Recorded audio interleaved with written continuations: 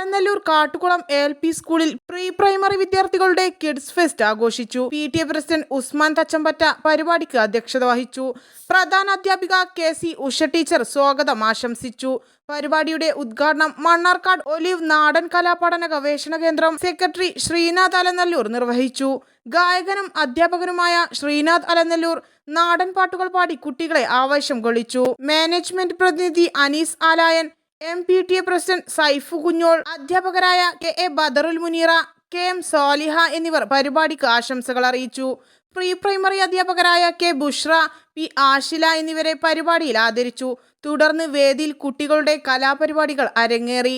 Malayalam, English കവിതാലാപനം, ആംഗ്യപ്പാട്ട്, പ്രസംഗം, മാപ്പിളപ്പാട്ട്, പ്രച്ഛന്നവേഷം, നാടോടി നൃത്തം, ഒപ്പന, സംഘനൃത്തം, കോൽക്കളി, സിനിമാറ്റിക് ഡാൻസ് തുടങ്ങി നിരവധി പരിപാടികൾ വേദിയിൽ അരങ്ങേറി.